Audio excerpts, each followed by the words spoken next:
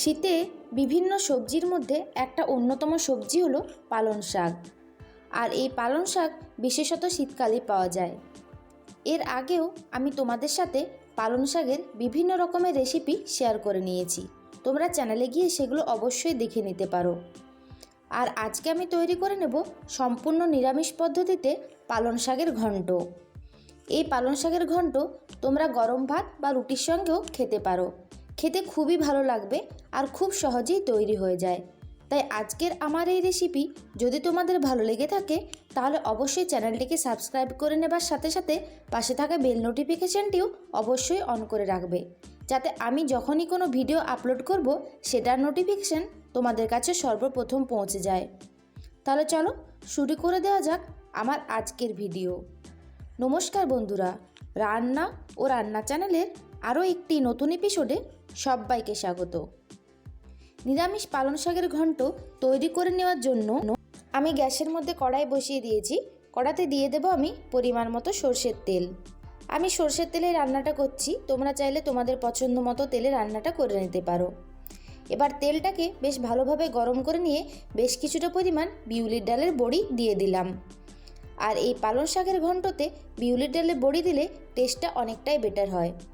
এবার গ্যাসের ফ্লেমটা মিডিয়াম টু হাইতে রেখে বড়িগুলোকে বেশ লাল লাল করে ভেজে নিচ্ছি। প্রায় 2 থেকে 1 মিনিট সময় ধরে এই বড়িগুলোকে ভেজে নেওয়া হয়ে গেলে আমি একটা আলাদা বাটিতে তুলে নেব।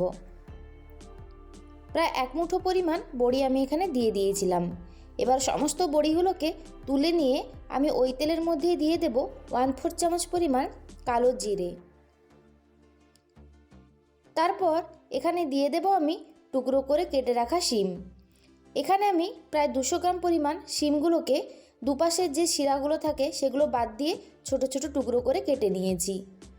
তারপর প্রথমে শিমটা দিয়ে দেওয়া হয়ে গেলে আমি 1 থেকে 2 মিনিট সময় ধরে ভালোভাবে ভেজে নেব। গ্যাসের ফ্লেমটা লো টু মিডিয়াম করে রেখে শিমগুলোকে বেশ ভালোভাবে ভেজে নিতে হবে। শিমগুলো ভেজে নেওয়া হয়ে গেলে আমি এখানে দিয়ে দেব একটা মিডিয়াম সাইজের আলুগুলোকে আমি ডুমো ডুমো করে কেটে নিয়েছি, সেটাও দিয়ে দিলাম। তবে এই রান্নায় তোমরা চাইলে সবজিগুলোকে লম্বা লম্বা করেও কেটে নিতে পারো। আলু দেওয়া হয়ে গেলে শিম আর আলু আমি একসঙ্গে বেশ ভালোভাবে ভেজে নিচ্ছি। বেশ কিছুক্ষণ সময় ধরে গ্যাসের ফ্লেমটা মিডিয়াম টু হাইতে রেখে শিমটাও ভেজে নিলাম আর আলুটাও ভেজে নিয়েছি। এবার এর মধ্যে দিয়ে দেব কেটে রাখা মূলো। এখানে আমি 2টো মিডিয়াম সাইজের মূলো একটু লম্বা লম্বা করে কেটে নিয়েছি। এবার মূলো দেওয়ার পরও আমি সবজিগুলোকে ভেজে নেব। এখানে একটা একটা করে সবজি দেব আর সবজিগুলো বেশ কিছুক্ষণ সময় ধরে ভেজে নিচ্ছি, তাতে খেতে অনেক ভালো হবে। তবে তোমরা চাইলে সবজিগুলোকে আলাদা আলাদা তেলেও ভেজে নিতে পারো। এবার এখানে একটু বড় সাইজের বেগুন আমি কেটে নিয়েছি, একটা মিডিয়াম সাইজের বেগুন এখানে দিয়ে দিলাম। তারপর বেগুন দেওয়া হয়ে গেলেও আমি সবজিগুলোকে আরও 1 থেকে 2 মিনিট সময় ধরে ভেজে নিচ্ছি। আর গ্যাসের ফ্লেমটা আমি এই সময় মিডিয়াম টু হাইতে করে রেখেছি। পালং শাকের ঘন্ট এমনিতেও হয়তো তোমরা অনেকভাবেই রান্না করে থাকো বাড়িতে, তবে আজকের এই পদ্ধতি তোমরা অবশ্যই একবার ট্রাই করে দেখতে পারো। যদি এরকমভাবে রান্না করা যায় তাহলে খেতে খুবই ভালো লাগে। সবজিগুলোকে ভেজে নেওয়া হয়ে গেলে দিয়ে দেব পরিমাণ মতো নুন, দেব পরিমাণ মতো হলুদ গুঁড়ো আর তার সাথেই দিয়ে দেব 1/4 চামচ পরিমাণ লঙ্কার গুঁড়ো। তারপর সমস্ত কিছু বেশ ভালোভাবে মিশিয়ে নিয়ে 1 থেকে 2 মিনিট রান্না করে নেবার পর সবজিগুলো যাতে একটু মজে যায় বা অর্ধেক সেদ্ধ হয়ে যায় তার জন্য এটাকে আমি ঢাকা দিয়ে রাখবো। তবে এক্ষেত্রে আমি আর জল দেব না, সবজির থেকে আমার যে জল বেরোবে তাতেই সবজিগুলো সেদ্ধ হয়ে যাবে। 5 মিনিট হলো লো টু মিডিয়াম ফ্লেমে আমি ঢাকা দিয়ে রেখেছিলাম। এবার সবজিগুলোকে একটু চেক করে নেব। দেখো সবজিগুলো অর্ধেক সেদ্ধ আমার হয়ে গেছে আর সবজিতে আমি কোনো রকম জলও দিইনি। এবার এই সময় দিয়ে দেবো আমি কেটে রাখা পালং শাক। এখানে আমি 300 গ্রাম পরিমাণ পালং শাক একদম বেছে নিয়ে ছোট ছোট টুকরো করে কেটে নিয়েছি। আর শাক দেওয়ার পর এখান থেকে অটোমেটিক জল বেরোবে, তাই এখানে আলাদা করে জল দেওয়ার কোনোই প্রয়োজন নেই। দিয়ে দেবো সামান্য পরিমাণে চিনি, যেহেতু নিরামিষ রান্না চিনি দিলে একটু ভালো হয়। একটা কাঁচা লঙ্কা দিয়ে আবারও 2 মিনিটের জন্য ঢাকা দিয়ে রাখলাম। আর এদিকে একটা মশলার পেস্ট আমি তৈরি করে নেব। তার জন্য একটা প্লেটে নিয়ে নিয়েছি আমি 1 চামচ পরিমাণ সাদা সর্ষে, 1 চামচ পরিমাণ কালো সর্ষে আর দিয়ে দেব একটা কাঁচা লঙ্কা। তারপর জল দিয়ে এটা ভালো মতো পেস্ট বানিয়ে নেব। আর এদিকে 2 মিনিট হয়ে গেছে।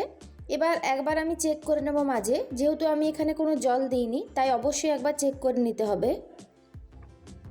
আর দেখো শাক থেকে কতটা জল বেরিয়েছে, আশা করি দেখে তোমরা বুঝতে পারছো। তাই এখানে আমি আর আলাদা করে কোনো জল দিইনি, বেশ ভালোভাবে নাড়াচাড়া করে মিশিয়ে নিচ্ছি আরেকবার। তারপর এখানে আমি দিয়ে দেব যে সাদা সর্ষে আর কালো সর্ষে লঙ্কার পেস্টটা তৈরি করে রেখেছিলাম, সেটা আমি এর মধ্যে দিয়ে দিলাম। এই সর্ষে দেওয়ার ফলে এই রান্নার টেস্ট অনেকটাই বেড়ে যাবে। আর এখানে আমি আলাদা করে কোনো মশলা দিচ্ছি না। তারপর সমস্ত সবজি আরও একবার ভালোভাবে নাড়াচাড়া করে মিশিয়ে দিয়ে 2 মিনিটের জন্য ঢাকনা চাপা দিয়ে দেবো, যাতে শাক আর সবজিগুলো সম্পূর্ণভাবে সেদ্ধ হয়ে যায়। গ্যাসের ফ্লেমটা লো টু মিডিয়ামে রেখে আমি 2 মিনিট ঢাকা দিয়ে রেখেছিলাম। এবার ঢাকাটাকে আমি খুলে দিলাম। সবজিগুলো আমি চেক করে নেব একবার ভালোভাবে সেদ্ধ হয়েছে কিনা দেখার জন্য। দেখো সবজিগুলো খুব সুন্দরভাবে সেদ্ধ হয়ে গেছে আর পালং শাকটাও বেশ সমস্ত কিছুর সাথে মিশে গেছে। এই অবস্থায় সবশেষে আমি দিয়ে দেব ভেজে রাখা বড়িগুলো। কিছুটা বড়ি আমি ভেঙে দিয়েছি আর কিছুটা বড়ি আমি গোটা রেখেছি। আর তার সাথে দিয়ে দেব 1 চামচ পরিমাণ কাঁচা সরষের তেল, তাতে টেস্টটা অনেক গুণই বেড়ে যাবে। তবে কাঁচা তেলে তোমাদের যদি আপত্তি থাকে তাহলে না দিলেও কোনো অসুবিধে নেই। তারপর সমস্ত কিছু আরও একবার বেশ ভালোভাবে মিশিয়ে নিয়ে 2 মিনিট স্ট্যান্ডিং টাইমে রেখে গ্যাসের ফ্লেমটা বন্ধ করে দিয়ে এটাকে আমি গরম গরম সার্ভ করব। তৈরি হয়ে গেল আমার একদম অন্যরকম স্বাদের সম্পূর্ণ নিরামিষ পালং শাকের ঘন্ট। এইভাবে তোমরা অবশ্যই একবার রান্না করে দেখতে পারো, আর খেয়ে কেমন লাগলো সেটাও কিন্তু আমাকে কমেন্ট করে জানিও। যদি ভালো লেগে থাকে তাহলে চ্যানেলটিকে অবশ্যই সাবস্ক্রাইব করে নেবে। ফিরে আসবো নতুন এইরকম কোনো এক ভিডিও নিয়ে। সুস্থ থাকবে, ভালো থাকবে, ধন্যবাদ।